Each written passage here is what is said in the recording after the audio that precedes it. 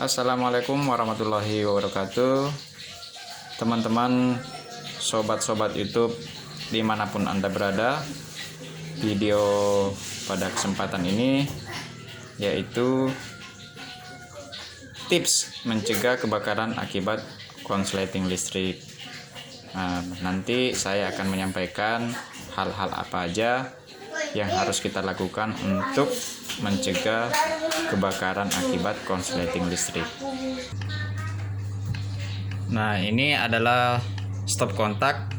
Penggunaan stop kontak ini masih sesuai karena ini adalah stop kontak extension 3 terminal, di mana ketiga-tiganya sudah digunakan.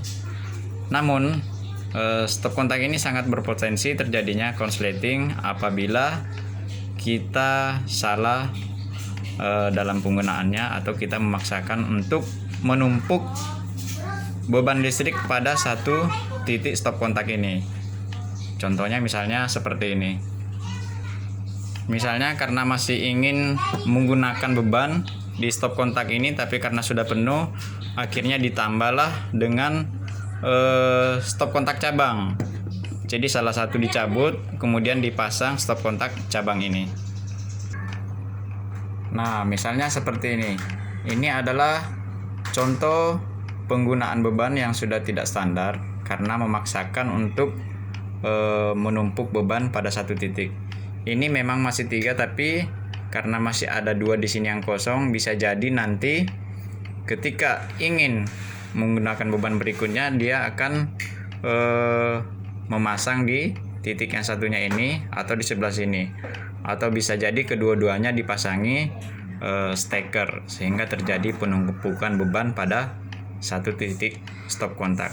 Hal seperti ini harus dihindari apabila ingin terhindar dari kebakaran akibat konsleting listrik. Kalau hal seperti ini dibiarkan berlama-lama atau penggunaannya berlama-lama, maka itu adalah dapat menyebabkan terjadinya kebakaran pada stop kontak kita, yang akan mengakibatkan terjadinya kebakaran terhadap bangunan atau mungkin kantor, tempat kerja kita ya. Jadi hal seperti ini harus dihindari. Nah, kalaupun misalnya stop kontaknya cukup kuat untuk menahan semua beban yang ada di stop kontak yang tadi, bisa jadi yang bermasalah lagi adalah di steker sumbernya atau di stop kontak sumbernya ini yang tidak kuat untuk menahan arus beban yang ada, sehingga yang terjadi kebakaran adalah di sini. Kemudian langkah berikutnya adalah melakukan pemeriksaan instalasi secara berkala. Jadi melakukan pemeriksaan instalasi listrik secara berkala. Nah, yang harus kita periksa adalah baik itu instalasi listrik kita yang ada di plafon ataupun instalasi listrik kita yang ada di ruangan-ruangan. Mungkin ada kabel yang terkelupas atau mungkin ada stop kontak atau steker yang longgar.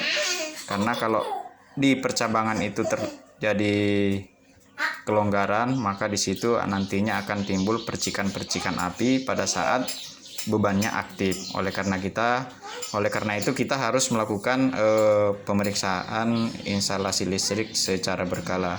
Apabila ditemukan hal-hal seperti yang tadi saya sampaikan, misalnya kabel terkelupas atau mungkin ada yang longgar, sebaiknya diperbaiki atau mungkin dilakukan penggantian material. Nah, langkah berikutnya yang ketiga adalah penggunaan beban harus sesuai dengan KHA kabel stop kontak. Nah, contohnya seperti ini teman-teman. Misalnya stop kontak ini kemampuannya adalah 10 ampere.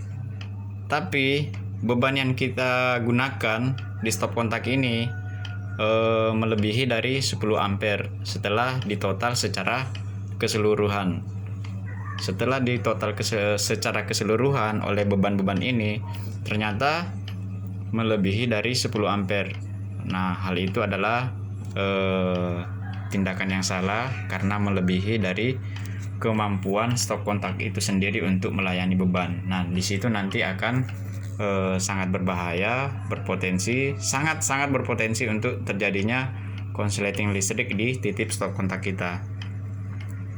Mungkin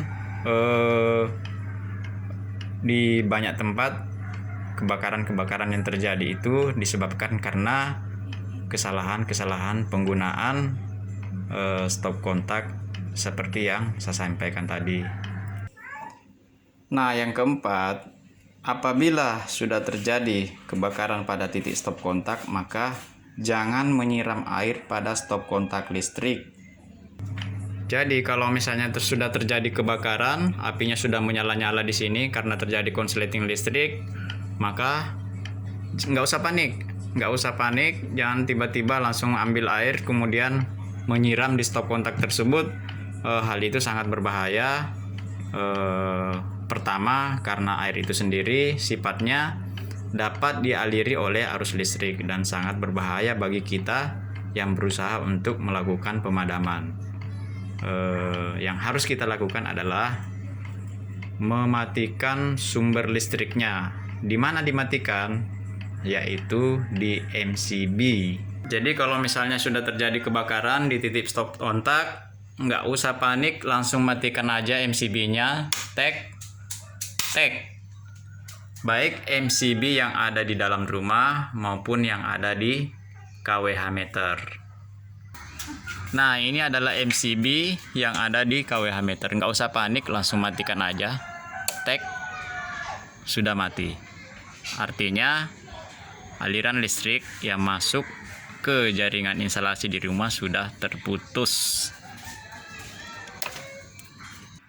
Nah, jadi setelah kita mematikan atau memutus aliran listrik, barulah kita memadamkan stop kontak tersebut dengan menggunakan air atau mungkin apar yang lainnya. Nah, itulah tadi tips-tips yang saya sampaikan. Semoga bermanfaat untuk kita semuanya. Jangan lupa di like, comment, share, dan di subscribe. Semoga bermanfaat untuk kita semuanya. Assalamualaikum warahmatullahi wabarakatuh. Cos.